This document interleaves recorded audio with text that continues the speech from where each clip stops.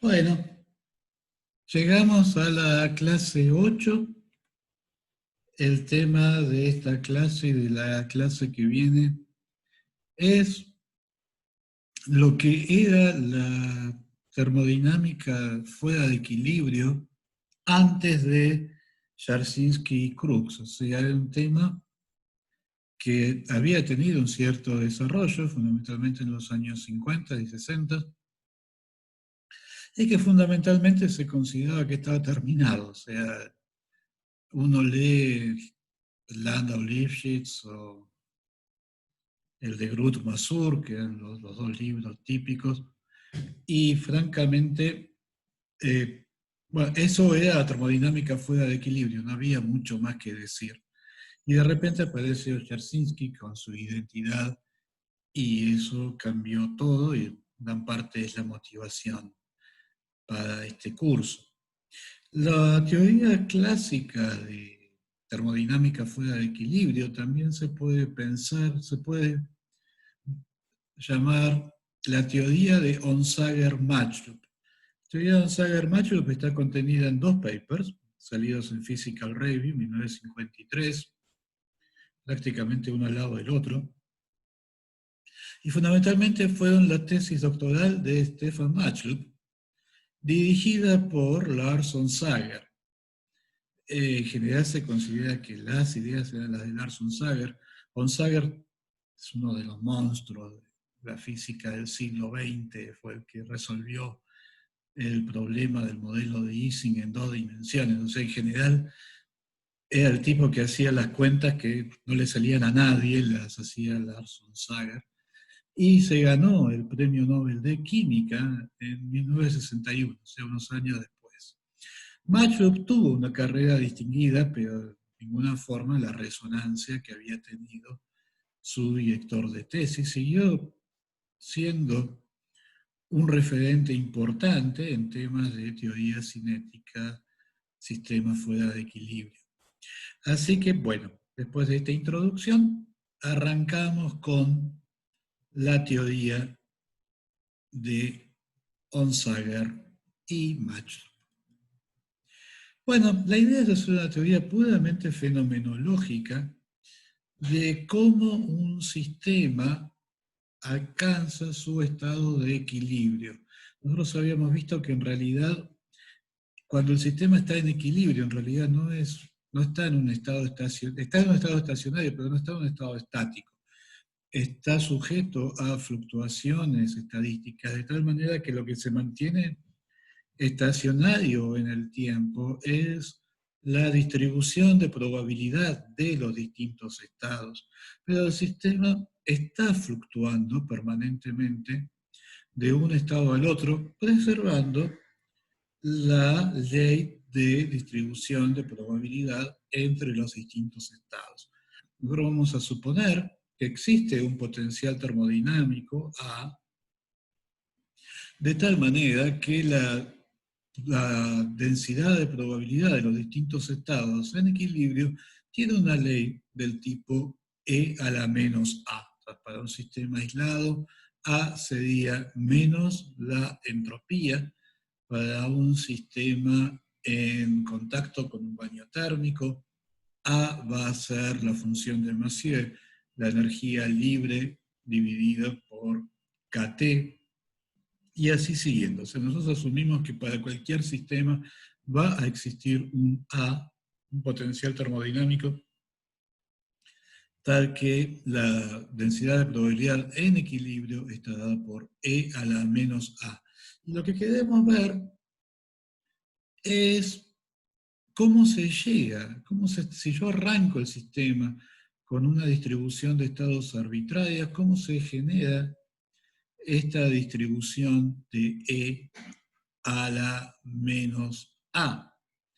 Y para eso nos vamos a imaginar, o sea, la idea es hacer un modelo fenomenológico, no hacer un modelo de primeros principios. Y lo que nos vamos a imaginar es que fundamentalmente la dinámica del sistema es la resultante de dos procesos. Por un lado hay un proceso determinista, por la cual el sistema busca los mínimos del potencial termodinámico. Pero por otro lado, superpuesto con eso, hay un proceso aleatorio que es lo que introduce las fluctuaciones estadísticas, por las cuales eventualmente, en vez de disminuir buscando el mínimo, eventualmente A puede aumentar. Y de esa manera se establece una densidad, una distribución no trivial de estados. No es que el sistema con seguridad lo vamos a encontrar en el mínimo del potencial termodinámico, sino que va a tener una cierta probabilidad de ser encontrado en estados próximos al mínimo del potencial termodinámico. El paradigma que vamos a aplicar es el paradigma del movimiento browniano, el descubrimiento de Robert Brown, principios del siglo XVIII, de que el movimiento aleatorio de un grano de polen visto al microscopio no se debía, como se pensaba en aquella época, a que el grano de polen conservaba había sido parte de una planta y conservaba una especie de principio vital que lo llevaba a moverse, aun cuando estaba separado de la planta. Robert Brown demuestra que esto no es así, sino que el movimiento debe deberse a causas físicas, aunque en realidad Brown no llega a identificar qué causa, lo que hace es descartar una serie de causas. O sea, Brown descarta que el movimiento se deba a un calentamiento desparejo del agua en el que está el grano de polen, debido a la iluminación, cuando uno lo observa al microscopio, descarta que se deba a corrientes en el agua, descarta que tenga alguna correlación con el material del grano de polen. Consigue descartar muchas de las explicaciones plausibles, pero no llega a la explicación última. La explicación última recién la desarrolló Einstein en 1905 y es debida al bombardeo del grano de polen por muchísimas moléculas de agua. O sea que esto va a ser nuestro paradigma. Básicamente, en el caso del movimiento browniano, no tenemos la parte determinista, solo tenemos la parte aleatoria. O sea, el movimiento browniano va a ser nuestro modelo para estudiar la parte aleatoria del problema y después la vamos a superponer con la parte determinista. Vamos a hacer un movimiento browniano orientado que no va a ser simplemente una mera caminata al azar sobre un espacio homogéneo, sino que va a ser una caminata al azar sobre un espacio que está en pendiente hacia los mínimos del potencial termodinámico. Y entonces, el desarrollo, la explicación última del movimiento browniano fue debida a Einstein en 1905. La teoría de Einstein fue finalmente demostrada experimentalmente por Jean Perron, una serie de trabajos que llevaron unos cuantos años. La idea entonces es pensar que reducir el problema a su forma más simple, en el que simplemente el movimiento browniano es una serie de pasos, o sea, discretizamos el tiempo, en cada intervalo la partícula realiza un paso de una cierta longitud, lo que cambia de instancia a instancia es la orientación, que en cada punto, o sea, en cada intervalo, la orientación del paso es completamente aleatoria, es la esfera, e independiente de los pasos anteriores, y entonces si uno piensa en cuál es la posición de la partícula, después de un gran número de pasos, bueno, es una suma de un gran número de variables aleatorias independientes, y entonces por el teorema central del límite, tenemos derecho a esperar que esa cantidad sea una variable gaussiana. O sea que es razonable escribir para la distribución de probabilidad de la posición de la partícula una distribución gaussiana con una varianza que es proporcional al número de pasos.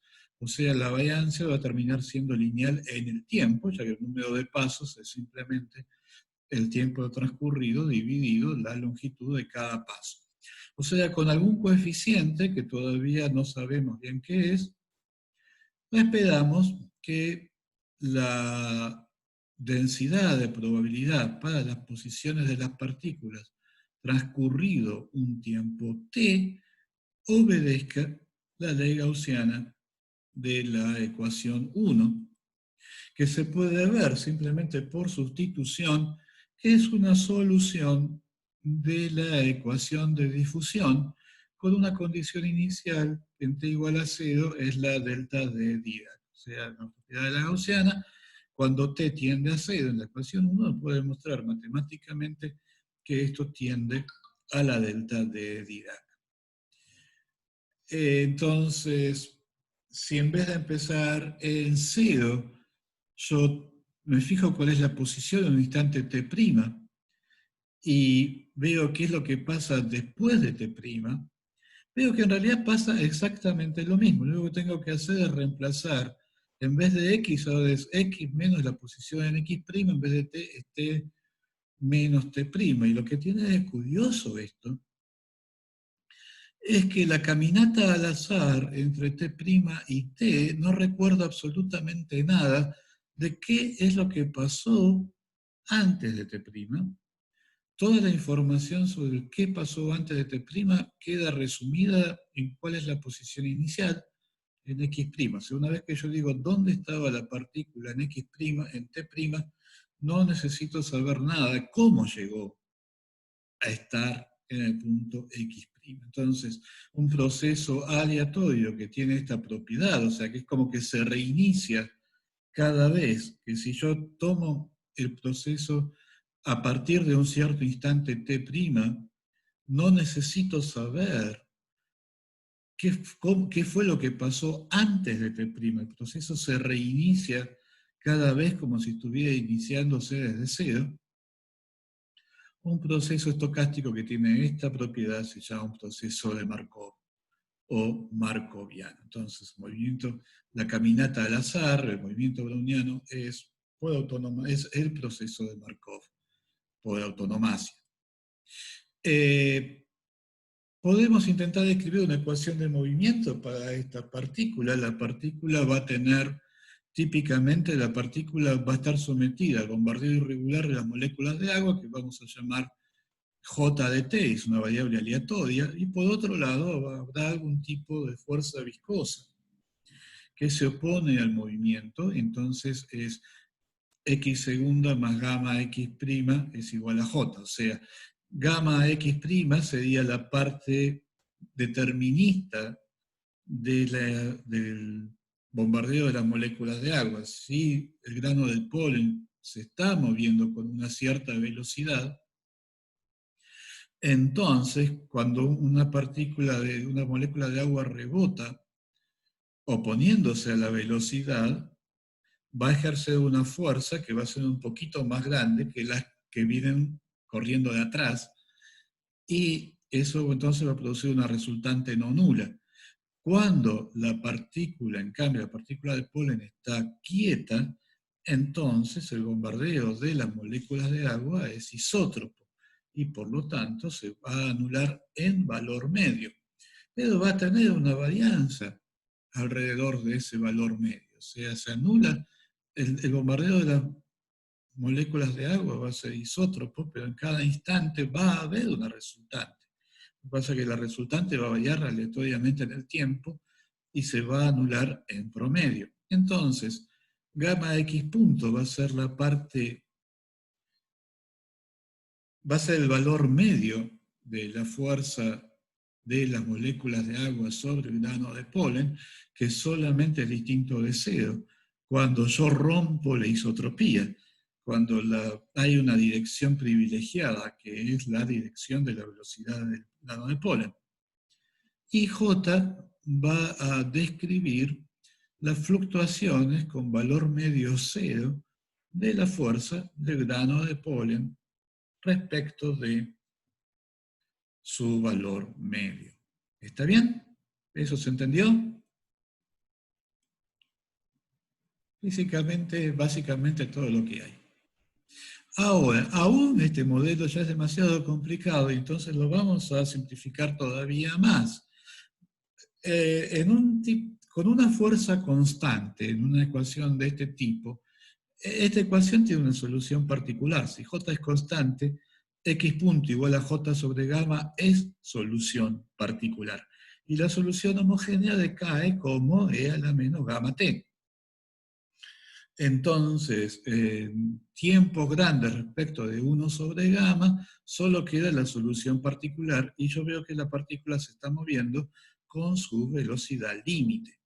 Bueno, la hipótesis suplementaria va a ser suponer que los intervalos con los cuales yo estoy mirando la posición de la partícula de polen son grandes respecto de 1 sobre gamma y que por lo tanto, de hecho, yo cada vez que mido la molécula de polen la veo moviéndose con su velocidad límite. O sea, nunca llego a ver los transitorios, siempre la estoy viendo con su velocidad límite.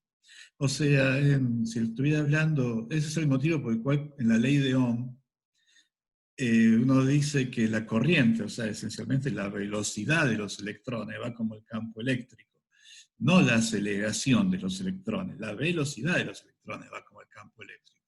Porque uno asume que hay algún tipo de fricción debido al movimiento de los electrones en el medio de la malla de iones y que debido a esa fricción, los electrones rápidamente alcanzan una velocidad límite. Acá es lo mismo, vamos a suponer que el grano de polen siempre se está moviendo con su velocidad límite instantánea y que por lo tanto la posición es simplemente la integral de la derivada, o sea, la integral de j sobre gamma, y de esa manera encontramos la ecuación 5. Lo único que nos queda por hacer es decir cómo es la estadística de la J, que sigue siendo una fuerza aleatoria. Y la idea, ya que sabemos que X va a ser gaussiana y sabemos que una suma de gaussianas es una variable gaussiana, lo lógico es decir, bueno, vamos a suponer que las J también son variables gaussianas.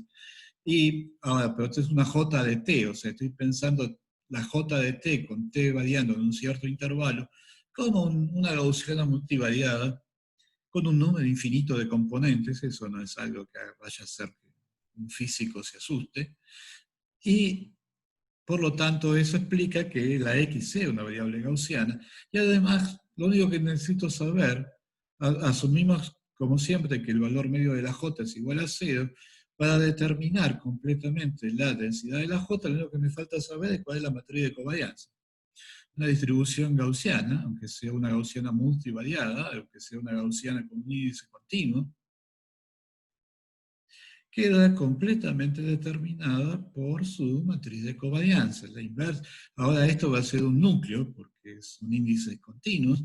La inversa es un operador, lo puedo pensar como un operador. La inversa de este operador es lo que va en el exponente de la expresión de la distribución gaussiana. Así que necesitamos saber quién es esto, y la idea básica es que, bueno, esto es la resultante en cada instante del bombardeo de las moléculas de agua sobre el grano de polen, pero eso oscila y oscila rápidamente, por lo cual, en general, si T' y T segunda son dos tiempos macroscópicamente distintos, o sea, yo estoy asumiendo que yo estoy observando el grano de polen y lo observo con ciertos intervalos. Entonces, si T' y T segunda corresponden a intervalos distintos, yo no observo que haya una correlación entre la resultante del bombardeo de las moléculas de agua en un instante y la resultante en otro instante que sea macroscópicamente distinto. Por lo cual, esencialmente, yo voy a asumir que esta matriz de covarianzas que va a ser diagonal, que si T' es distinta de T segundo, entonces esta correlación va a ser cero. Ahora, eso es cuando T' es distinto de T segunda. ¿Qué pasa cuando T' es igual a T segunda? Bueno, si esto realmente fuera un índice discreto, lo que yo pondría acá sería una delta de Kronecker. Sería decir, ahora yo tendría una matriz con dos índices discretos y lo que yo estaría diciendo es que esta matriz es diagonal. El equivalente a una matriz diagonal, cuando estoy hablando de índices continuos, es poner una delta de Dirac. O sea que simplemente voy a proponer para las covarianzas de las fuentes la ecuación 7, o sea, simplemente proporcional a la delta de Dirac.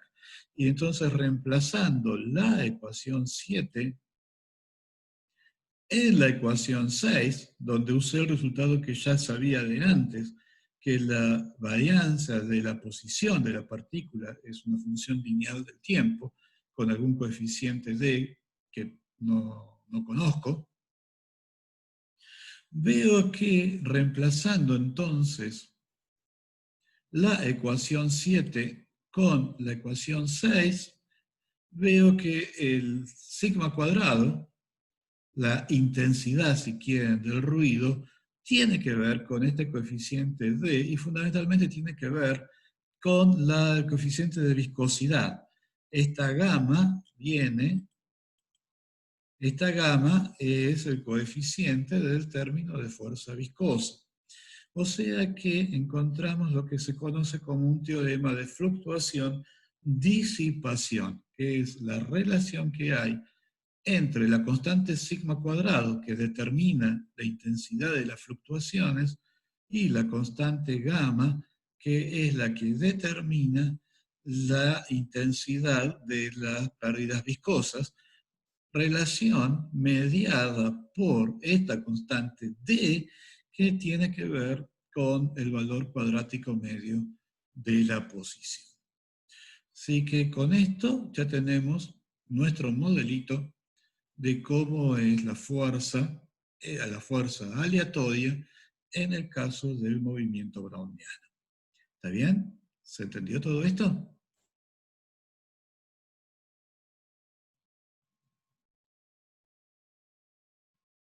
Bueno.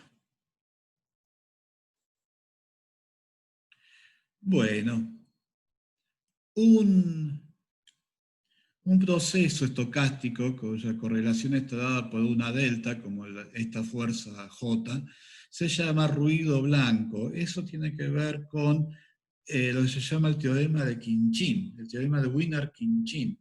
Si yo calculo la función, la transformada de Fourier de esta función de correlación, lo que veo es que la transformada de Fourier de la función de correlación es esta C. Fíjense que si yo tomo T igual a T', o sea, si yo calculo la intensidad de J cuadrado de T, acá me queda T menos T' igual a 0, por lo tanto la exponencial se va, y me queda que el valor medio de J cuadrado es simplemente la integral en omega de C de omega. O sea, C de omega lo puedo pensar como la descomposición espectral del ruido. Yo agarro la varianza del ruido en un momento dado y lo que veo es que en ese momento hay ruido de todas las frecuencias y la intensidad de ruido por ancho de banda es este C de omega.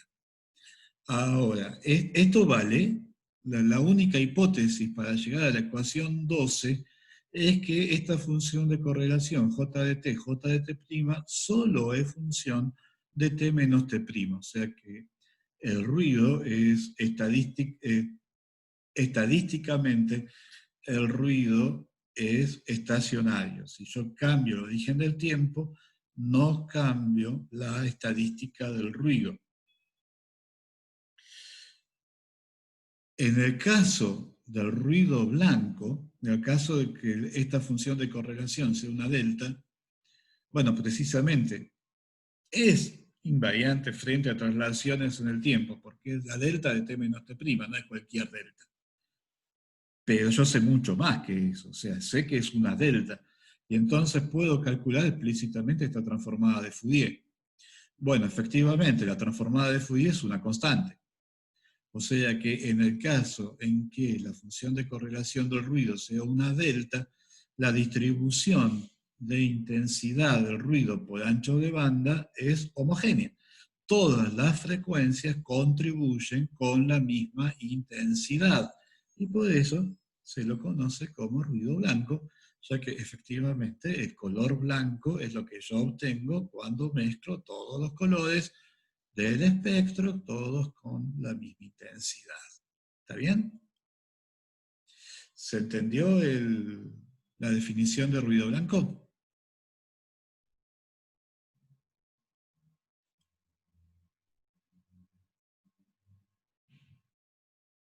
Bien. Bueno, esta es la forma más característica de ruido en términos de TC de omega, la expresión del teorema de fluctuación-disipación de la ecuación 13.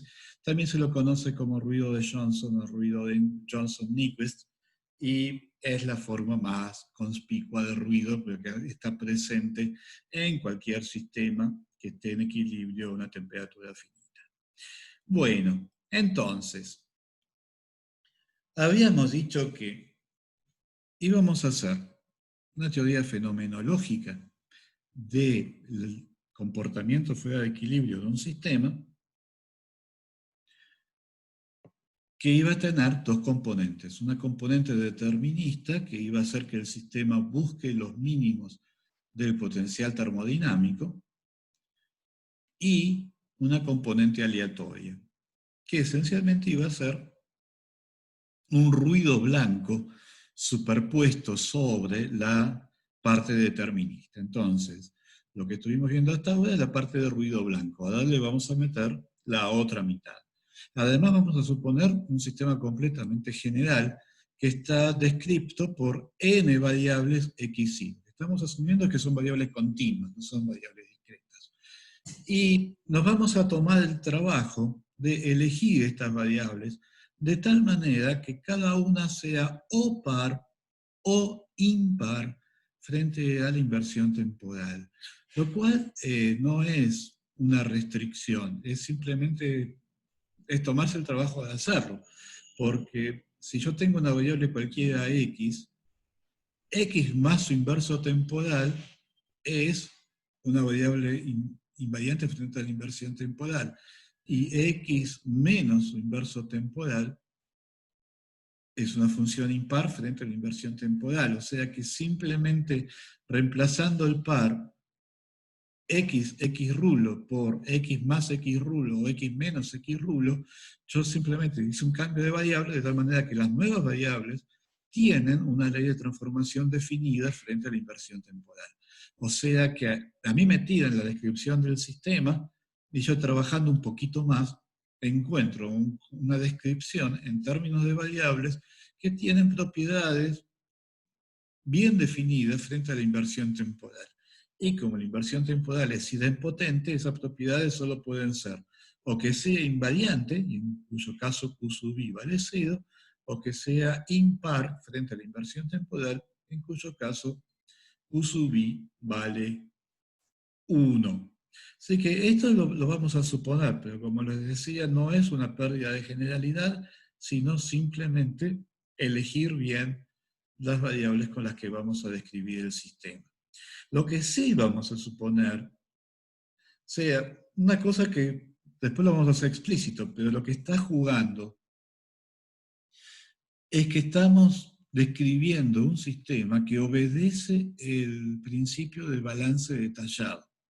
¿Se acuerdan que en la clase de repaso de mecánica yo les demostré que un sistema hamiltoniano obedece el principio de balance detallado? El principio de balance detallado es que la correlación entre una propiedad A y una propiedad B en el instante t era lo mismo que tomar la inversa temporal de B en 0 y la inversa temporal de A en t. vamos a suponer que eso existe. En particular, que el estado de equilibrio mismo es invariante frente a la inversión temporal.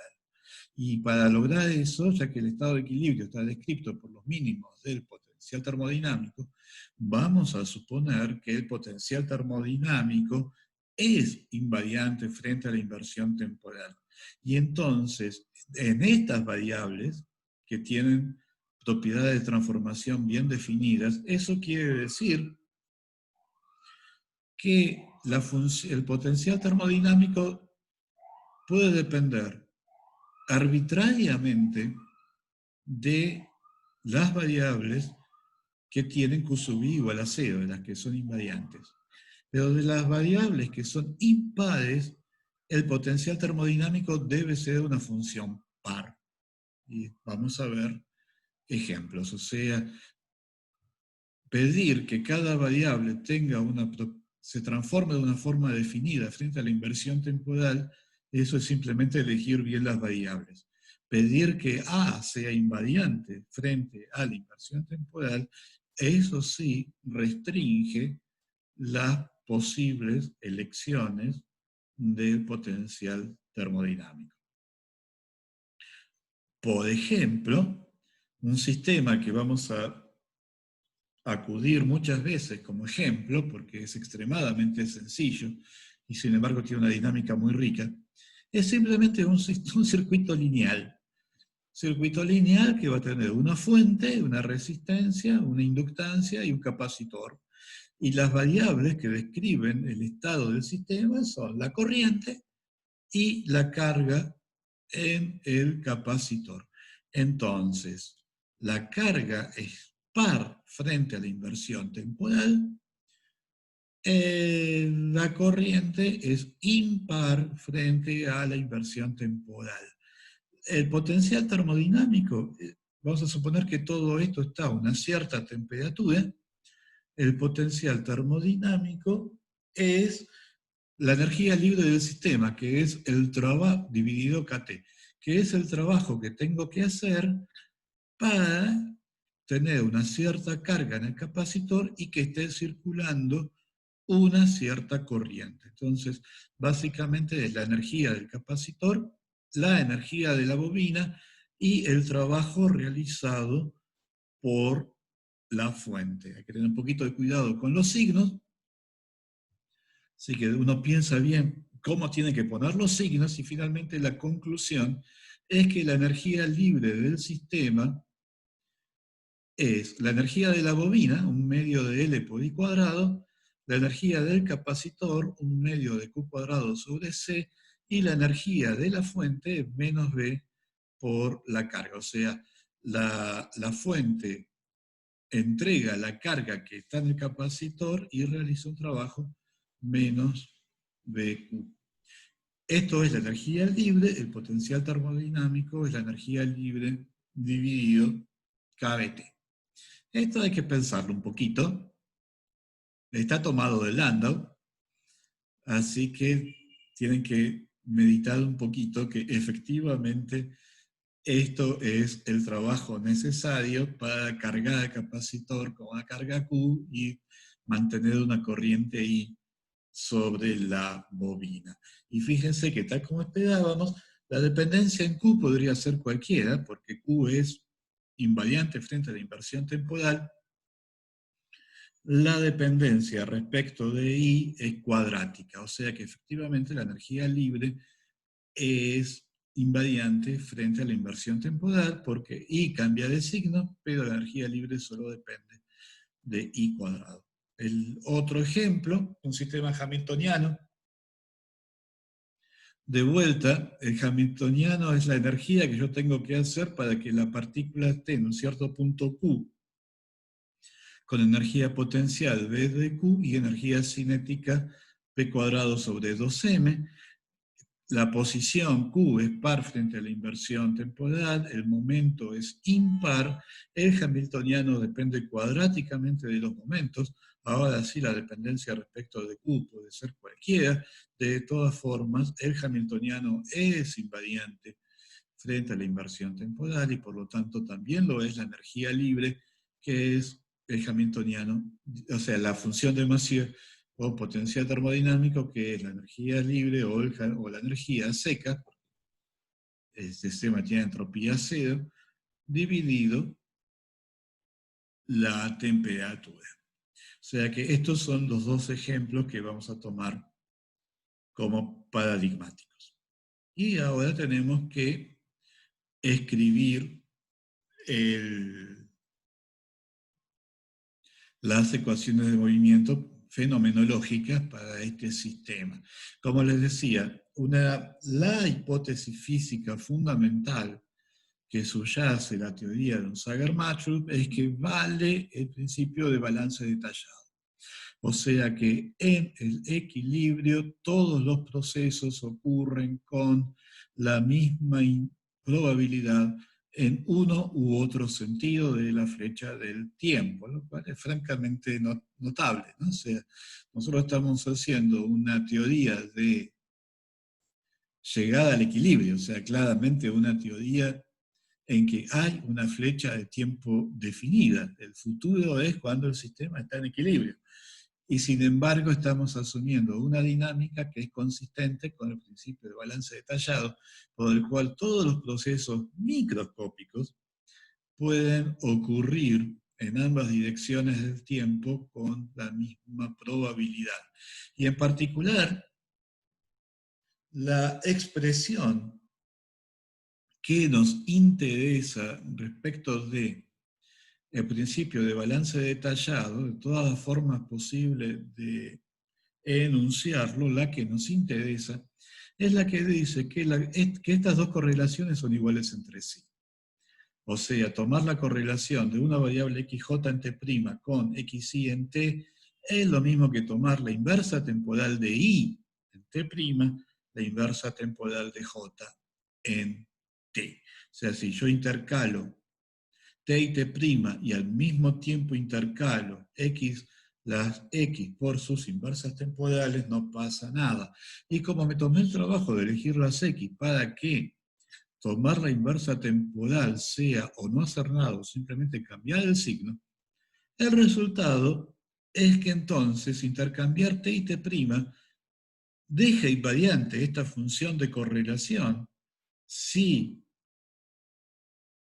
ambas coordenadas son pares o impares, las dos, entonces esta es una función par de t y t', o si una es par y la otra es impar, entonces intercambiar t y t' cambia el signo de la función de correlación. O sea, esta función de correlación es una función par de sus argumentos cuando ambas variables son pares o ambas variables son impares, o es una función impar de sus argumentos cuando una es par y la otra impar. En particular, una función impar de t y t' vale 0 cuando t es igual a t', porque tiene que cambiar de signo cuando yo invierto t y t', pero si t y t' los dos son iguales, entonces invertirlos no puede alterar a la correlación, entonces el único número que es igual a sí mismo cuando le cambio el signo es el 0. De manera que la correlación a tiempos iguales entre una variable par y una variable impar necesariamente tiene que valer 0. Y eso nos va a dar una parte de las condiciones iniciales que después vamos a necesitar para resolver el sistema. O sea que E16 es una hipótesis fundamental. Y en cuanto a cuán restrictivo es asumir la ecuación 16, bueno, la idea es que no es demasiado restrictivo, porque cualquier sistema hamiltoniano lo va a obedecer. Y cualquier sistema que en algún nivel de descripción sea hamiltoniano también lo va a obedecer.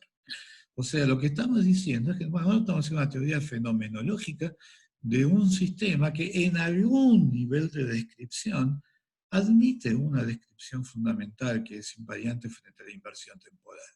Y por lo tanto, en ese nivel fundamental, una ecuación del tipo de la 16 va a ser un teorema, y simplemente las descripciones más gruesas, las descripciones menos detalladas del sistema, van a heredar esa propiedad de las descripciones fundamentales. Por lo cual, la idea general es que una hipótesis del tipo de 16 es altamente razonable, que prácticamente no restringe la aplicabilidad de la teoría.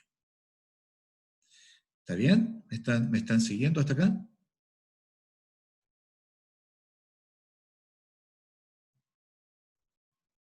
Bien. Entonces, ahora sí tenemos que escribir las ecuaciones de movimiento y Onsage y Matchloop van a ser la hipótesis más sencilla. Van a suponer, bueno, para empezar, una dinámica de primer orden, y cualquier dinámica se puede reducir a primer orden, incluyendo un número suficientemente grande de variables, en particular una dinámica hamiltoniana ya es de primer orden. Y como decíamos, esta dinámica va a tener esencialmente dos partes. Una parte determinista y una parte aleatoria.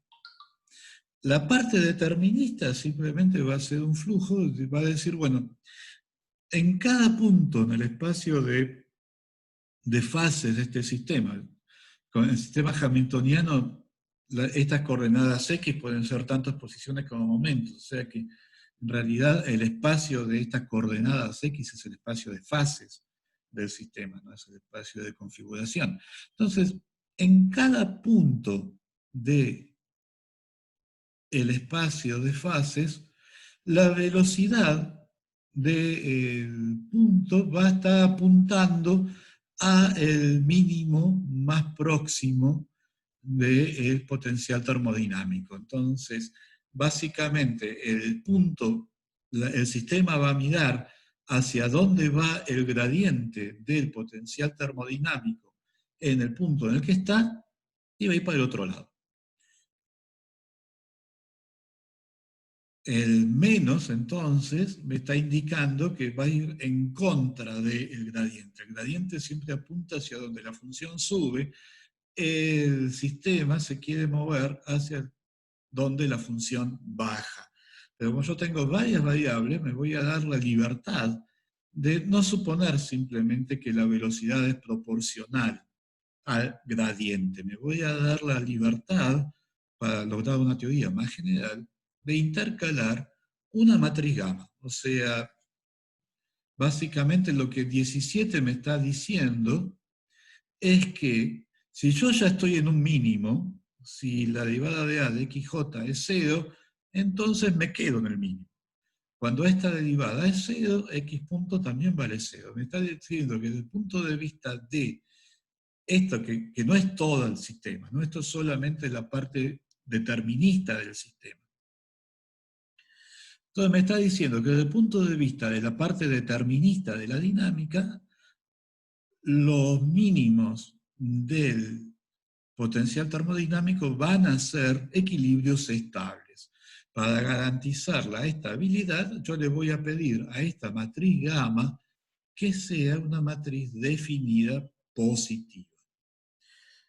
Bueno, si tengo después tendría que ver si la puedo diagonalizar, pero en principio, entonces, el sistema determinista está definido por las condiciones que me garantiza que los mínimos de potencial termodinámico son equilibrios estables del sistema, y para eso necesito la libertad que me queda es intercalar acá una matriz gamma, porque cuando esto vale 0, esto tiene que valer 0, y la estabilidad me exige que esta matriz gamma sea definida positiva.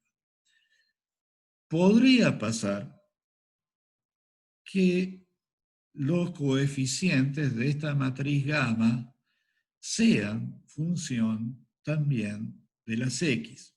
O sea, las ecuaciones 17 no son ecuaciones lineales, son de primer orden en derivadas respecto del tiempo, pero no son necesariamente lineales porque A no es necesariamente una función cuadrática de X. O sea, en el caso del hamiltoniano, este B de Q puede tener potencias arbitrarias de Q.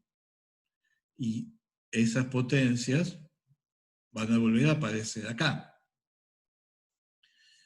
Gamma también podría depender de las X. Nosotros vamos a asumir que no. O sea, nosotros vamos a asumir que gamma es estrictamente una matriz dada de una vez y para siempre. Y que es definida positiva. O sea, esa es una restricción que imponemos nosotros simplemente para lograr un sistema más simple, para que las cosas no se compliquen más de lo necesario, puesto que finalmente todo el objetivo es hacer una teoría fenomenológica. Lo que uno sí puede verificar es que al menos la teoría tiene éxito en garantizar que la parte determinista de la dinámica efectivamente busca al menos los mínimos locales del potencial termodinámico, porque si yo calculo cuánto vale A punto, veo que efectivamente la derivada de A es definida no positiva. O sea, va a valer cero solamente va a valer cero cuando yo ya estoy en un mínimo, cuando las derivadas de A respecto de X se anulan. Y si no estoy en un mínimo de A, con una gama dada una vez y para siempre, esta cosa, y definida positiva, o sea, gamma es definida positiva, no es no negativa, es definida positiva, no tiene autovalores nulos. Entonces, si los gradientes, la componente del gradiente de A no se anulan, entonces esta combinación es estrictamente positiva y por lo tanto A punto es estrictamente negativo. O sea que la ecuación 17 me garantiza, la ecuación 18 me garantiza que la dinámica 17 converge a los mínimos del potencial termodinámico, los mínimos locales. No me permite distinguir entre un mínimo local y un mínimo global. O sea, en este sistema, en esta dinámica, el sistema podría quedar enganchado en un mínimo local que no necesariamente es el verdadero estado de equilibrio termodinámico, que sería el mínimo global del potencial termodinámico. Precisamente lo que necesitamos es modificar la dinámica de tal manera que, aunque el sistema esté en un mínimo, igual explore un vecindario de ese mínimo para ver si más allá no hay un mínimo más bajo todavía. Entonces, la ecuación 17 lo que hace es llevarme hacia los mínimos locales del potencial termodinámico, pero no es toda la historia. Ahora tenemos que modificar la ecuación 17, incluyendo el efecto de las fluctuaciones estadísticas. Las fluctuaciones estadísticas van a ser lo que permitan que el sistema no se quede estacionario en un mínimo, sino que explore, o sea, no se quede estático en un mínimo, sino que continuamente explore el vecindario del punto en el que está y eventualmente pueda llegar a superar una barrera de potencial y buscar un mínimo más bajo que el mínimo que ya había encontrado. Notas sobre la ecuación 18, ya estamos usando la ecuación de Einstein. Y entonces la modificación que necesitamos de las ecuaciones de movimiento es introducir este ruido aleatorio que vamos a modelar sobre el ruido del movimiento browniano. O sea, va a ser un ruido gaussiano, una gaussiana multivariada, pero con índices continuos, con media cero, y por lo tanto va a estar determinada por la matriz de covariancias, y la matriz de covariancias va a ser ruido blanco, ahora como tenemos varias, o sea, para cada variable xn tenemos un ruido, esto ahora es una matriz de n por n, y por ahora nos vamos a dejar eso expresado como una matriz, lo único que siendo la matriz de covariancia de una gaussiana, esta también tiene que ser definida positiva. Ya esta ecuación, la ecuación 19, se conoce como la ecuación de Langevin. Langevin, un físico que dominó la física teórica francesa de la primera mitad del siglo XX. También fue una persona comprometida con su época, peleó en la resistencia durante la guerra, o sea, estuvo vinculado a la resistencia durante la guerra, es un ídolo nacional en Francia. Y la ecuación de Langevin, entonces, está determinada por dos matrices definidas positivas. La matriz gamma, que es la que describe la parte determinista del flujo, y la matriz sigma, que es la que determina la parte aleatoria de la dinámica. Y la gran sorpresa es que aún con la generalidad con la que estamos planteando el sistema, estas dos matrices no pueden ser arbitrarias. Bueno, la matriz sigma claramente ya sabemos que es definida positiva y obviamente tiene que ser simétrica. La matriz gamma no dijimos que fuera simétrica. No tiene por qué ser simétrica. Eso va a depender, bueno, vamos a ver de qué depende. Pero en principio la matriz gamma podría no ser simétrica. O sea que el sistema está planteado con muchísima generalidad. Y aún así, la sorpresa es que las matrices gamma y sigma no son arbitrarias. Hay condiciones que la matriz gamma tiene que satisfacer, que precisamente tienen que ver con el principio de balance detallado, y hay condiciones que relacionan a la matriz gamma con la matriz sigma que van a terminar en lo que se conoce como el teorema de fluctuación-disipación. O sea que lo que viene ahora es ver que aún en el nivel de generalidad con la que estamos planteando el problema, las matrices gamma y sigma, que son las dos junto con la forma del potencial termodinámico, son lo que determina la dinámica del sistema. Las matrices gamma y sigma no son completamente arbitrarias, que hay condiciones que tienen que satisfacer. Así que la propuesta va a ser que hagamos el recreo, es una buena hora, y cuando volvemos vamos a discutir qué podemos decir sobre las matrices gamma y sigma sobre la base del principio de balance detallado y el teorema de fluctuación-disipación que todavía no hemos enunciado con la generalidad que necesitamos.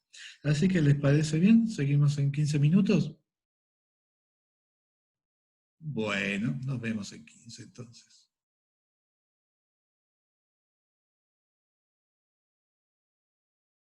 Bueno, entonces. Lo que vamos a ver ahora entonces es estas propiedades que tienen que tener estas dos matrices gamma y sigma que terminan de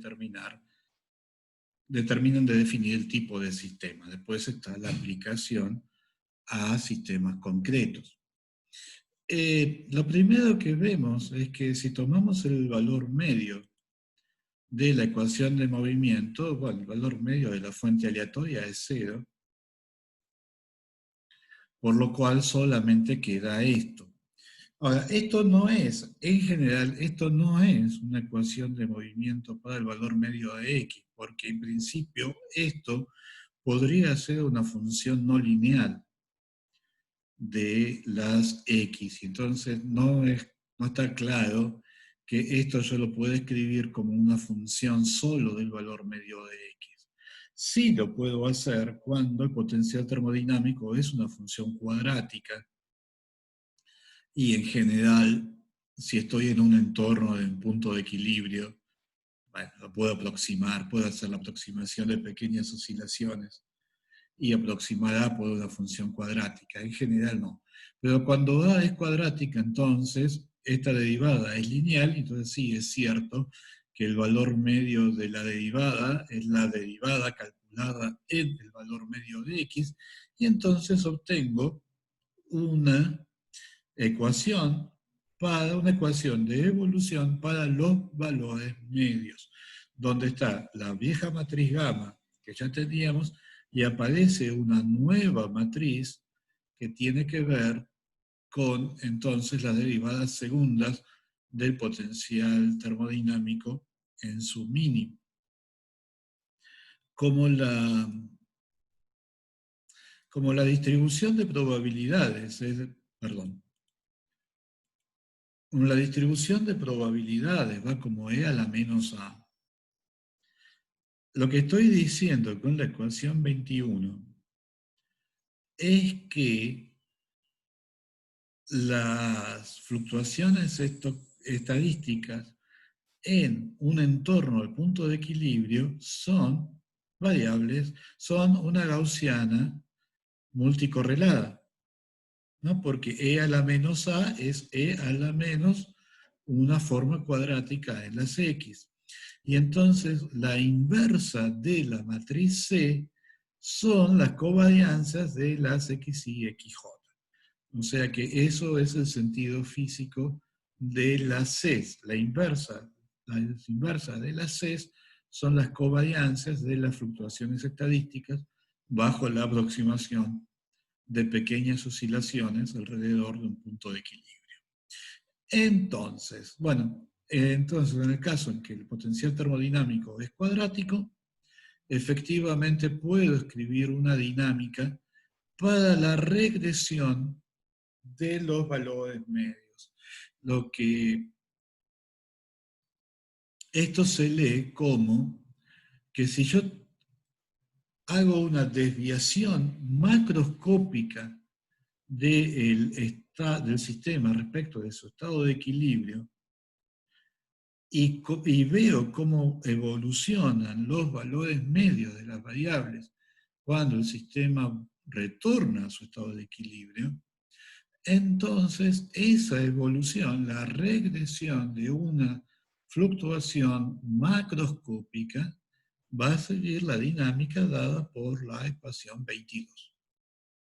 Y el principio de Onsager dice que la regresión al equilibrio de una fluctuación microscópica sigue la misma ley que una fluctuación macroscópica. O sea, ¿qué quiere decir esto? Quiere decir lo siguiente.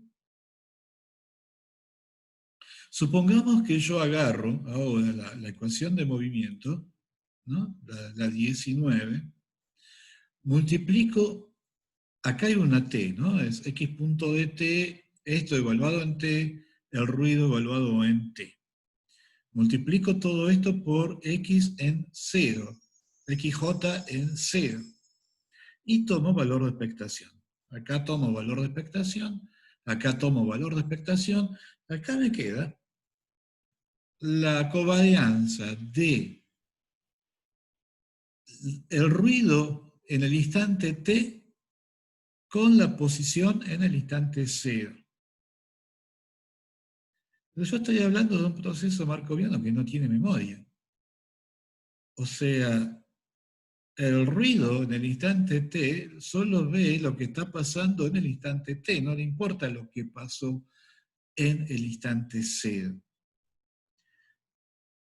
Fíjense que es fundamental que estoy hablando del ruido en t, estoy asumiendo que t es mayor que 0, o sea, es la posición en 0, el ruido en un instante posterior. El ruido se va renovando instante a instante, cada vez las moléculas de agua que están chocando granos de polen son cada vez distintas. El ruido en el instante t no sabe nada de lo que era la posición en el instante cero. Y por lo tanto, la correlación de J en T, X en 0, es el valor de expectación de J en T por el valor de expectación de X en 0. El valor de expectación de J en T vale 0.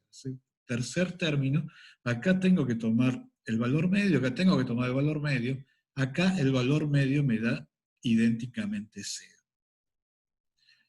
¿Está bien? ¿Esto se pudo seguir?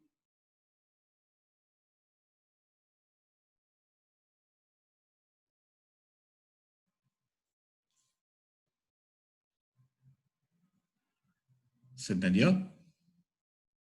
Bueno. No, Porque más o menos, espera, un una segundo, tengo cosa una que... duda. ¿Cómo, perdón? Disculpa, tengo una duda respecto a esto. O sea, vos estás multiplicando por J en la ecuación, ¿por J en cero o por X Ah, en cero? espera un segundo porque, a ver, debo tener el volumen muy bajo. A ver, probá de vuelta. Sí, estás multiplicando arriba de la ecuación 19 por X en cero y tomando valor medio. Sí, ambos miembros. No, no, o sea, entiendo por qué J con, o sea, J en T con J en T prima, la correlación de eso da cero, pero no por qué J con X en cero. ¿Qué? O sea, vos estás multiplicando por X y tomando valor medio. Y Entendería X por, es 0. Sí, entendería por qué J en T con J en T prima me darías una delta, eso, sí. pero no entiendo por qué me daría cero el valor medio de expectación de X con J. Y pensá que vos arrancaste desde menos infinito en el origen. Y que entonces la posición en 0 es alguna integral de qué estaba haciendo la fuente entre t igual a menos infinito y t igual a 0. Bien, perfecto, listo. Y ahora multiplicás eso por j de t y tomás valor medio. Claro, Siempre te bien, van a quedar correlaciones de fuentes en dos instantes distintos. joya. Bien, era eso, gracias. Bueno, una cosa que les quiero hacer notar, o sea, yo estuve 5 minutos convenciéndolos de que si yo tomo la posición en 0 y el ruido en t, esos son estadísticamente independientes. Si yo hago al revés, el ruido en 0 y la posición en t, esos no son estadísticamente independientes. O sea, el sistema en t todavía se acuerda o se podría acordar de cuál fue la patada que recibió en 0. Va a tender a olvidarse, pero tarda un tiempo en olvidarse. O sea que si yo hago al revés, tomo el ruido en 0 y el ruido en el pasado y la posición en el futuro, esos sí van a estar correlacionados en general. ¿Está bien? Marco la diferencia porque va a aparecer en un par de slides. Bueno, entonces, volvemos. Habíamos visto que la ecuación 22 describía la regresión de una fluctuación macroscópica. Para describir la regresión de una fluctuación microscópica, lo que voy a hacer es estudiar cómo evoluciona la correlación entre la posición en t y la posición en 0. Y de vuelta, la ecuación de movimiento para esa evolución es la 23, donde no está el término de ruido, precisamente por el argumento que acabamos de hacer, porque el ruido al futuro de t igual a 0 no se correlaciona con la posición en x igual a 0. Nuevamente, con la ecuación 23 no podemos hacer mucho, salvo en el caso en que a sea una función cuadrática, y en ese caso, de vuelta, calculamos la derivada, y la ecuación 23 se reduce a la ecuación 24. Y se ve entonces que esto es la verificación del principio de Onsager. O sea, esto muestra que el principio de Onsager está incorporado en el modelo, porque efectivamente la ecuación 24 es idéntica a la ecuación 22. O sea que la ecuación 24 muestra cómo, una vez que ya estoy cerca de un estado de equilibrio y que puedo aproximar el potencial termodinámico por una función cuadrática, entonces vale el principio de Onsager, las fluctuaciones microscópicas vuelven al equilibrio de la misma manera que las fluctuaciones macroscópicas. Principio más importante, o por lo menos con las consecuencias prácticas son más significativas, es lo que se conoce como el principio de reciprocidad de Onsager. Y la idea es, ahora sí, vamos a usar el teorema de equipartición que vimos la vez pasada. ¿Se acuerdan? El teorema de equipartición dice que el valor medio de la derivada de A respecto de XJ con XK tomados al mismo tiempo, ese valor medio directamente es la delta de Kronecker KJ. O sea que, usando entonces el teorema de equipartición y la propiedad de balance detallado, vamos a poder demostrar el principio de reciprocidad de Onsager. Bueno, la idea es entonces, básicamente, tomar, perdón,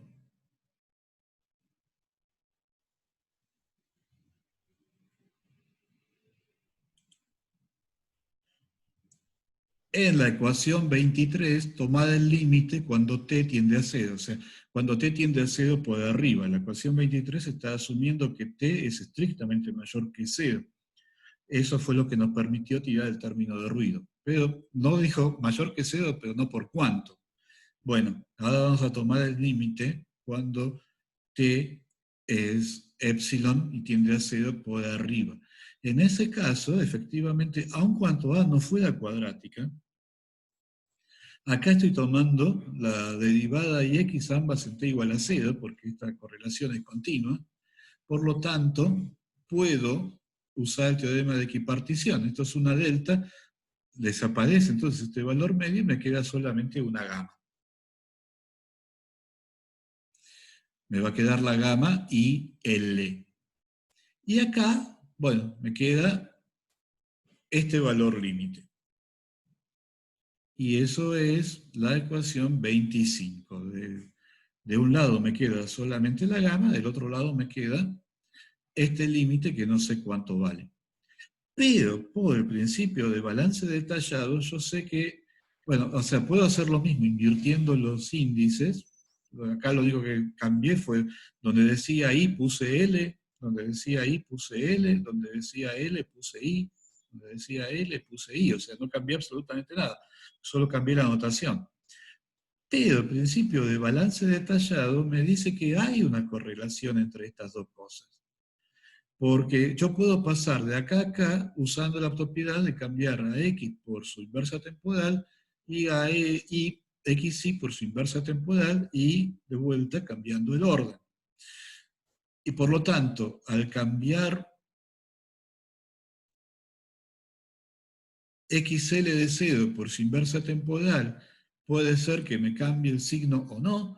Cuando cambio xy de t por su inversa temporal, puede ser que me cambie el signo o no.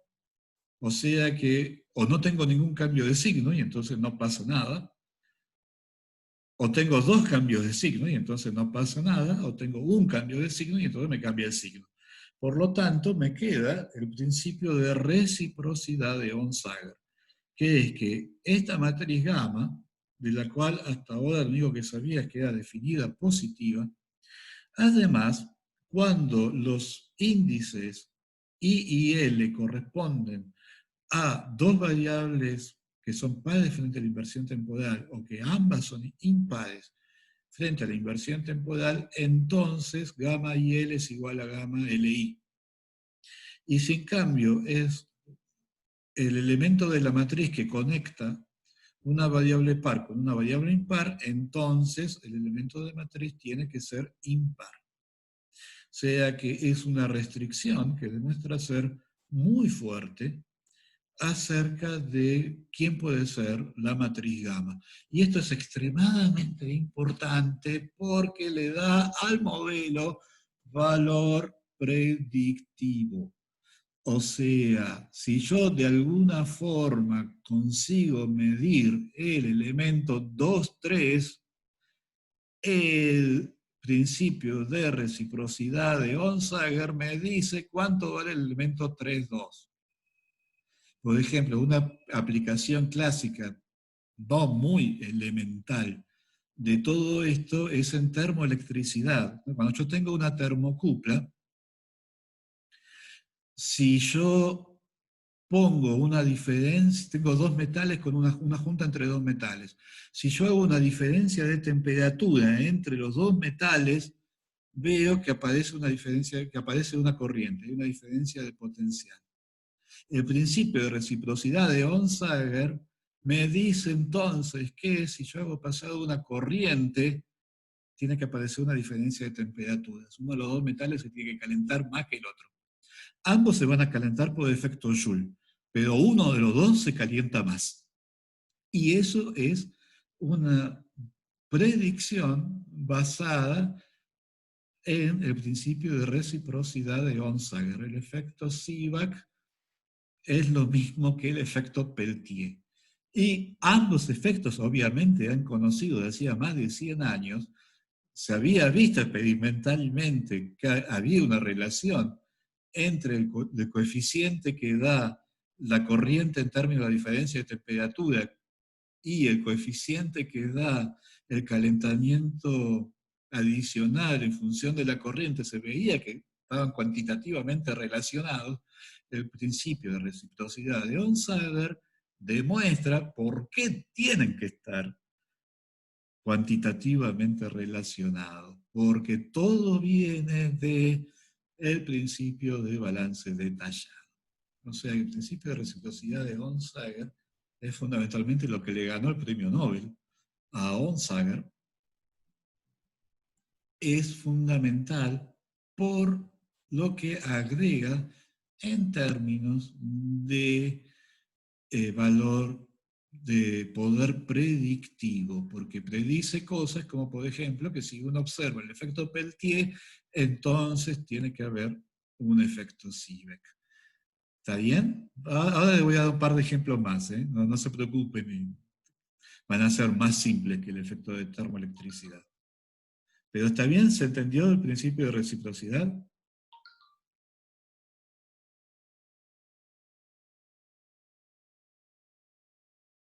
Bien. Bueno, el primer ejemplo es nuestro circuito LCR.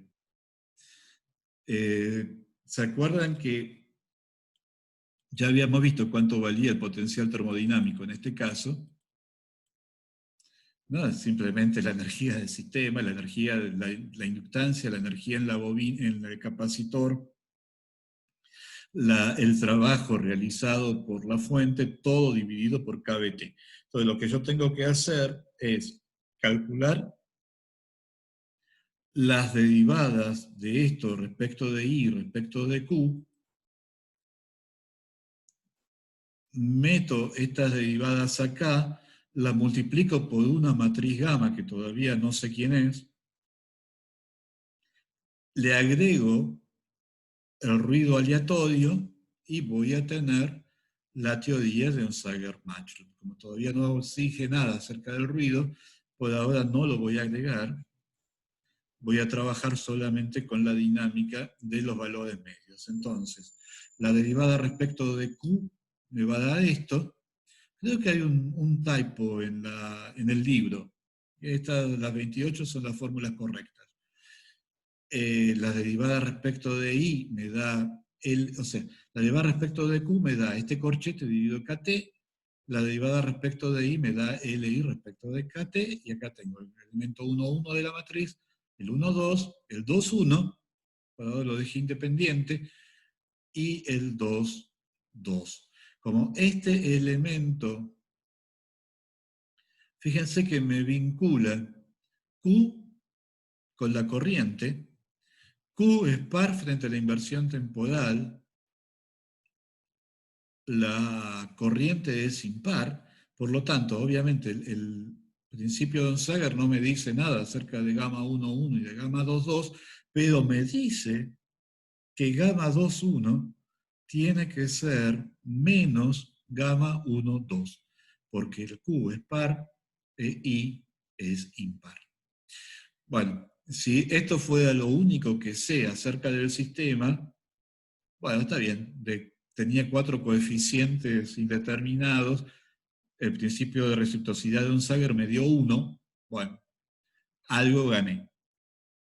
Pero yo sé, es un circuito LSR, yo sé algo más acerca del sistema. Entonces, en particular, lo que sé es que la carga se conserva, que por lo tanto Q punto tiene que ser I. Si yo me fijo entonces cómo tengo que hacer para que de esta ecuación me quede simplemente que Q punto sea igual a I, bueno, veo que gamma 1,1 tiene que valer 0, y que acá gamma 1,2 por L sobre KBT tiene que ser menos 1. Y entonces tengo la ecuación 29. Ah, y acá las cosas se ponen más divertidas, porque ahora tengo quién es gamma 1,2. Y si yo tengo quién es gamma 1,2, el principio de Onsager me dice quién es gamma 2,1. Y ahí está el poder predictivo.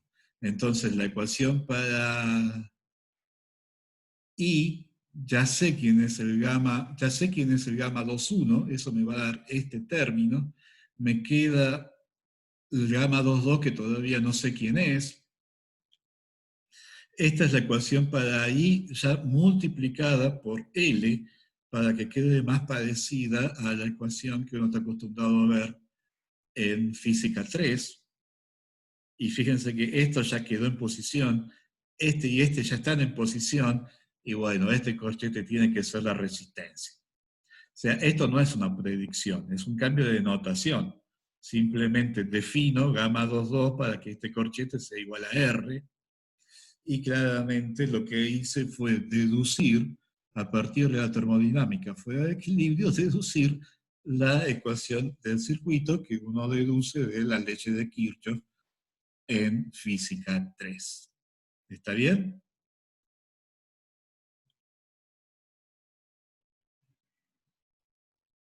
Bien. El electromagnetismo finalmente es una aplicación de la termodinámica y no de las más complicadas. Bueno, el otro ejemplo es un sistema hamiltoniano. Acá se acuerdan que el potencial termodinámico era simplemente el hamiltoniano o la energía dividido kT. De vuelta, la ecuación para Q tiene que ser P sobre M, como dice Landau. Esto no es una ecuación de movimiento, es la definición de P y por lo tanto es inamovible. Y eso de vuelta me dice que el gamma 1 tiene que ser 0 y me dice quién es el gamma 1,2, que tiene que ser menos KBT. Entonces, cuando voy a escribir la ecuación para P, resulta que acá no puedo hacer nada. Esto está determinado por el hecho de que el coeficiente que acá aparecía era el gamma 2,1 dividido KT, y yo ya sé quién es el gamma 2,1, y por lo tanto acá este término me queda completamente determinado. Y acá me parece que tengo mal un signo, pero tendría que mirarlo bien. Y entonces, la única libertad que me queda es el gamma 2,2.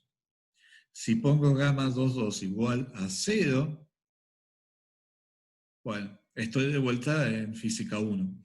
Gamma 2,2 igual a 0, lo que me quedan son las ecuaciones de Newton. La fuerza es el gradiente del potencial.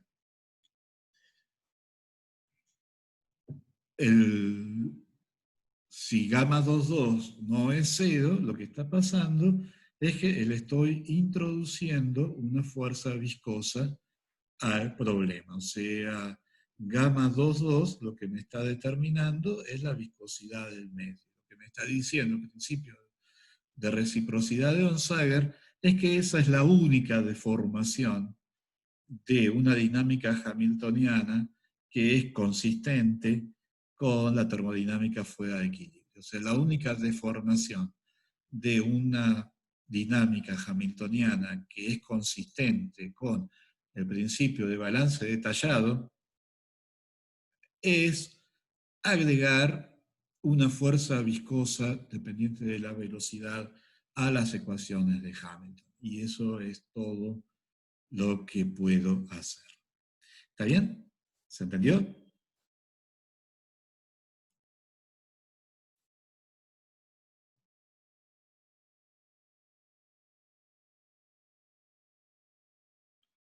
Bueno, entonces seguimos. Y ahora sí, el teorema de fluctuación-disipación. Supongamos que tengo el sistema en equilibrio.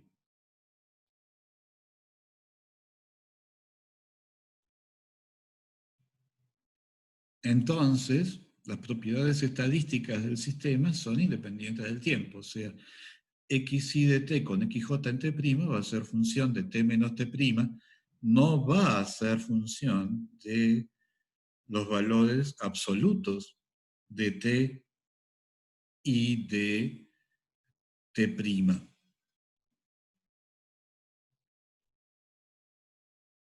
Y uno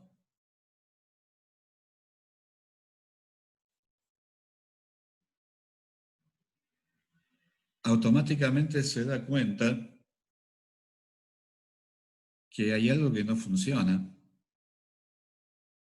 porque si el sistema está tendiendo al equilibrio y el equilibrio es el sistema en el mínimo local de A, supongamos que elijo las coordenadas de tal manera que el mínimo local de A está en x igual a 0, eso lo puedo hacer siempre.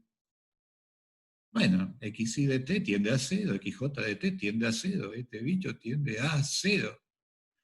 Entonces, si yo tomo t y t' muy en el futuro, cuando estos dos bichos ya prácticamente ya están en equilibrio, esta correlación me va a dar muy chiquita, y si lo tomo cuando se está muy fuera de equilibrio, esta correlación me va a dar muy grande. O sea, no puede ser. Claro, lo que no puede ser es que no es cierto que el sistema cae al mínimo local. El sistema se va a poner a fluctuar alrededor del mínimo local. Cada vez que se está acercando demasiado a 0, el ruido le va a pegar una patada, lo va a sacar del mínimo local, va a estar en órbita un poquito y después va a volver a caer. De esa manera, el nivel de ruido se va a conservar, es decir, el valor de estas correlaciones se va a conservar.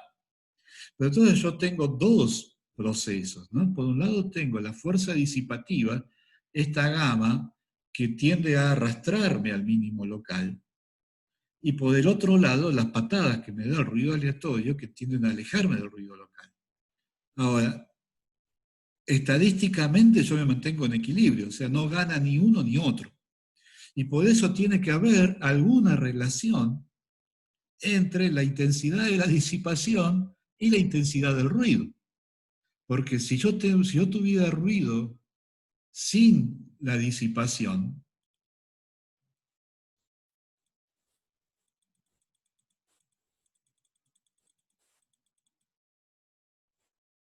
ruido sin disipación es esto. La partícula difundiría y se iría. Y el x al cuadrado,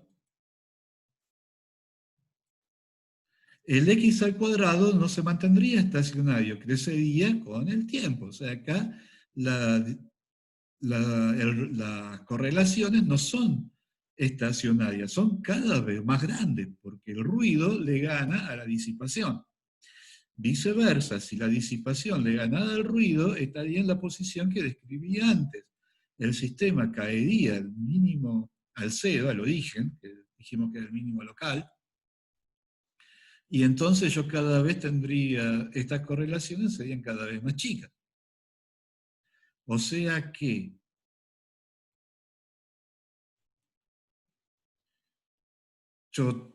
tiene que haber una relación entre la intensidad de la disipación y la intensidad del ruido que garantice que se mantiene el empate, que Sí, está bien, en cada instante puede ganar uno u otro, pero que en promedio se mantiene el empate. En promedio se mantiene el equilibrio de tal manera que estas covarianzas ni crecen demasiado ni se terminan de morir.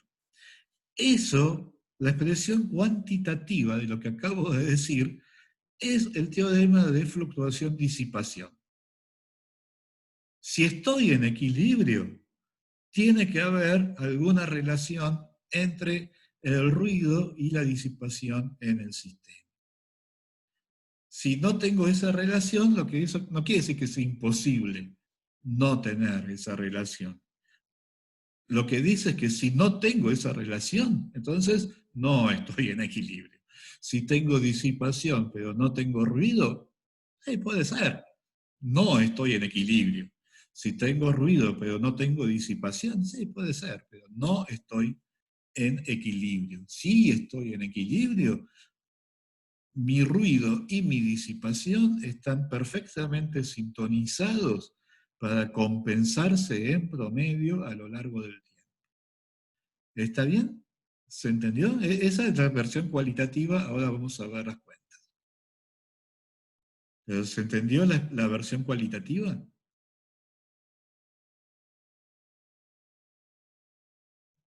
Bueno, la cuenta es muy simple. Afirmar que esta función de correlación depende solo de t menos t', me dice que la ecuación 33 vale, es cierto, la derivada respecto de t' es menos la derivada respecto de t. Acá t y t' son dos instantes cualesquiera. Supongamos, pero sin ninguna pérdida de generalidad, que t es más grande que t', si no lo doy vuelta, no pasa nada, solo cambio un signo. Ahora, con t más grande que t', la derivada respecto de t de la función de correlación es lo que acabábamos de ver. No hay término de ruido porque estoy tomando, acá me quedaría el ruido evaluado en t correlado con la posición en t'. T más grande que t', esa función de correlación vale 0. Ahora, en el otro término, cuando calculo la derivada respecto de t', tengo la situación al revés. Acá tengo la posición en t correlada con el ruido en t', y yo no sé que esto valga 0.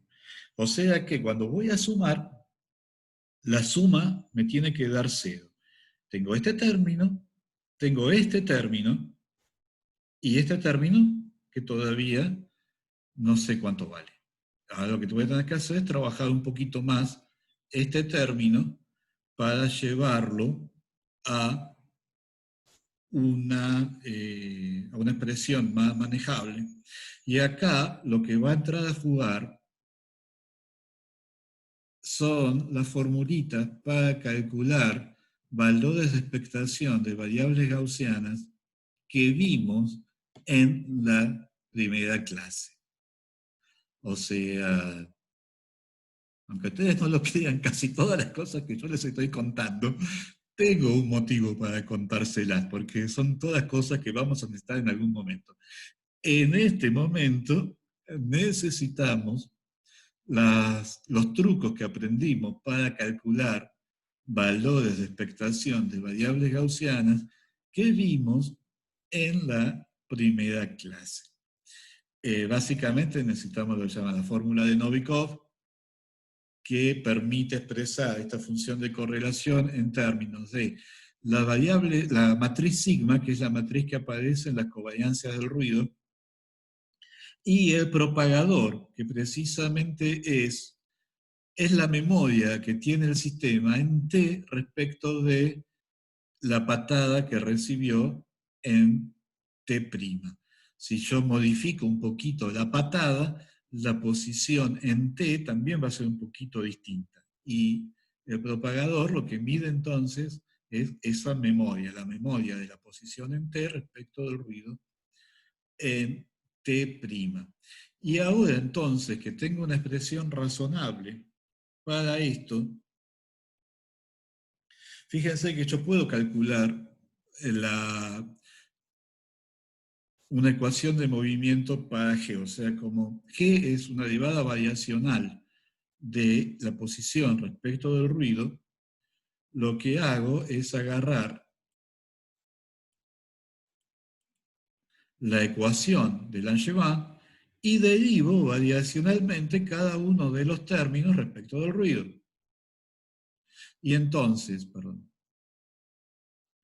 la derivada variacional de x punto respecto de y, o sea, la derivada respecto de j, de la derivada respecto del tiempo, es lo mismo que la derivada respecto del tiempo de la derivada respecto de j. Entonces, la derivada variacional de esto me va a dar la derivada respecto del tiempo del propagador.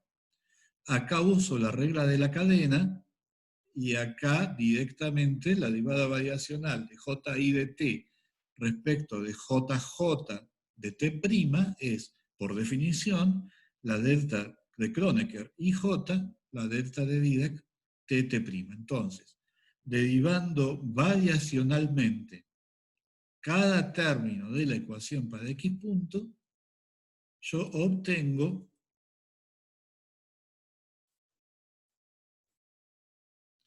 la ecuación para el propagador. Esto es, más o menos entiendo qué es, esto está claro, esto no está claro para nada, pero lo que yo puedo ver es que si yo integro, para empezar, el propagador es cuánto varía la posición respecto de la patada en T'. Si T fuera negativo, o sea, si T' fuera 0 y T fuera negativo, la posición antes de la patada no depende de la patada que voy a dar. O sea que esta cosa solamente es distinta de 0 cuando t es más grande que t'. Eso quiere decir que si yo integro esta ecuación desde un tiempo un poquito por debajo de t' hasta un tiempo inmediatamente después de t', esto lo que me va a dar es el valor del propagador cuando t tiende a t' por arriba. Una integral desde t' menos epsilon hasta t' más epsilon, teorema fundamental del cálculo, me queda el propagador en epsilon menos el propagador en menos epsilon, el propagador en menos epsilon vale 0 por causalidad, me queda el propagador en epsilon. Esto me da algo que va, yo estoy integrando de menos epsilon a epsilon, esto es algo finito, no sé cuánto vale, pero no hay ningún motivo para que sea singular, por lo cual me va a dar algo en un infinitésimo del orden de epsilon. Y acá la integral de la delta me va a dar 1. Entonces, en el límite en que epsilon va a ser muy chiquito, lo que me va a quedar es que el límite del propagador cuando t tiende a t' por arriba es el límite de este término, o sea, es la delta IK. Y esto va a ser infinitesimal, entonces, en el límite en que t tiende a t'. O sea, la integral de esto en el tiempo, esto va a ser algo finito, algo regular, y la integral en el tiempo va a ser un infinitésimo del orden del lapso sobre el cual estoy integrando. O sea que de esa manera deduzco la ecuación 39. Y entonces con este dato vuelvo a esto, ¿se acuerdan que esto más esto me tiene que dar 0? Voy a tomar el límite cuando t tiende a t'. Cuando t tiende a t', puedo usar el teorema de equipartición para calcular estos valores de expectación. Acá me va a quedar simplemente el gamma IK, acá me va el gamma IJ, perdón, el gamma IJ, acá me va a quedar el gamma JI, yo tengo que sumar, es la suma la que me da 0. Y esto lo calculo porque yo ya sé relacionar esto con la matriz sigma, que son las covariancias del ruido, y el propagador, y ya sé cuánto vale el propagador cuando t tiende a t'. Cuando usted tiende a T', el propagador tiende a la delta. Uso todo eso y lo que me queda simplemente es que la matriz que aparecía en el ruido, las covarianzas del ruido, es simplemente la parte par de la matriz que me aparecía en la parte determinista de la ecuación de Langevin. ¿Se acuerdan que yo enfaticé que no estaba asumiendo que la matriz gamma sea ni par ni impar? Es definida positiva, pero no dije que fuera ni par ni impar. Ahora vemos que efectivamente la parte par y la parte impar tienen que ver con el ruido. Es la parte par de la matriz gamma la que determina la intensidad del ruido, que hacen que fluctuaciones y disipación estén finamente sintonizadas y que eso me permita mantenerme en equilibrio en promedio a tiempos largos. O sea, esta es la condición que me garantiza que, que a largo plazo ni el ruido le va a ganar a la disipación, ni la disipación le va a ganar al ruido. Bueno, uno hace las cuentitas. ¿Se acuerdan que en el caso del circuito LCR yo tenía que el gamma 1,1 tenía que valer 0, y el gamma 1,2 y el gamma 2,1 eran impares? O sea que eso no tiene nada que ver con el ruido. Pero me quedaba el gamma 2,2, que yo había visto que el gamma 2,2 lo podía escribir en términos de lo que en física 3 uno llamaba la resistencia del circuito. Y entonces me va a quedar que en la carga no hay ruido. En la ecuación para la carga no hay ruido. Q punto es igual a I, punto. Ahí no hay fluctuaciones. Porque el ruido iría como el gamma 1,1 y vimos que el gamma 1,1 vale 0. Pero en la ecuación para la corriente sí hay un ruido que es 2 veces el gamma 2,2, o sea, es gamma 2,2 más gamma 2,2. Y escribo gamma 2,2 en función de la resistencia y el ruido me queda esto. Ahora, esto es el ruido tal como sale de la teoría de Onsager-Matlub. La ecuación que uno está acostumbrado a ver de física 3 es la ecuación de Onsager-Matlub multiplicada por L. Entonces, a mí no me importa esta función de correlación. Me importa esta función de correlación multiplicada por L cuadrado. Una L para cada J. Eso es lo que me da, eso es lo que me daría las fluctuaciones en la fuente, en el potencial que está moviendo este circuito. Y cuando hago eso, este L cuadrado se me cancela y me queda lo que se conoce vulgarmente como el teorema de Nyquist. Hay un ruido, hay fluctuaciones en la diferencia de potencial que son proporcionales a la temperatura, proporcionales a la resistencia y tienen igual intensidad por ancho de banda, o sea, ruido blanco. En dominio-tiempo, la correlación es una delta. En dominio-frecuencia me dice que el espectro de este ruido es independiente de la frecuencia. Y eso se conoce como el teorema de Nyquist.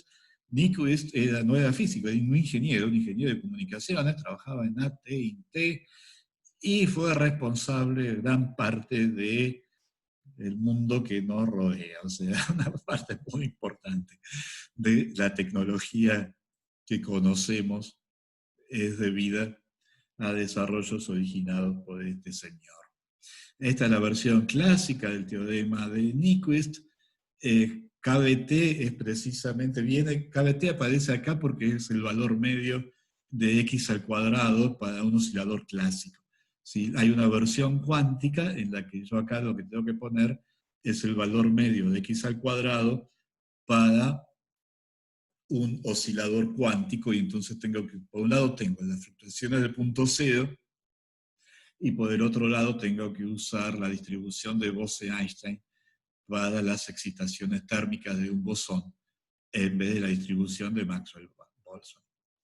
Así que la ecuación 44, que probablemente conocían, el ruido de Nyquist o ruido Johnson, también es una consecuencia inmediata de la teoría de Onsager-Machup.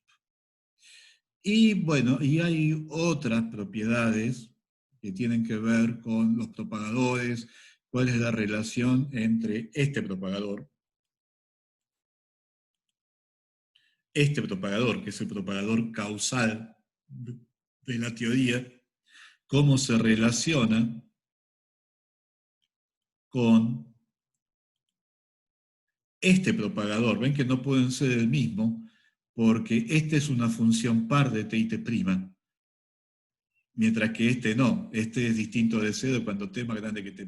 ¿Sí? Cuando t más chico que t' me da cero.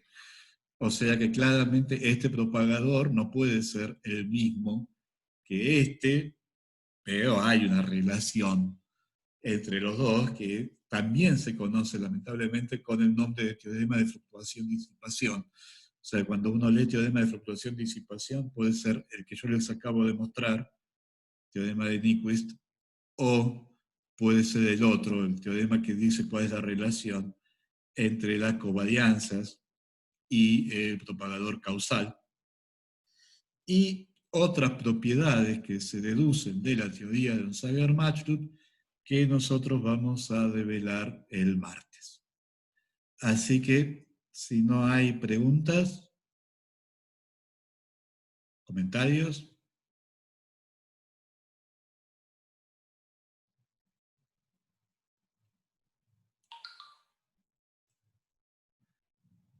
Bueno, parece que no. Así que los dejo con Guillem y nosotros nos vemos el martes. Así que buen fin de semana. Nos vemos.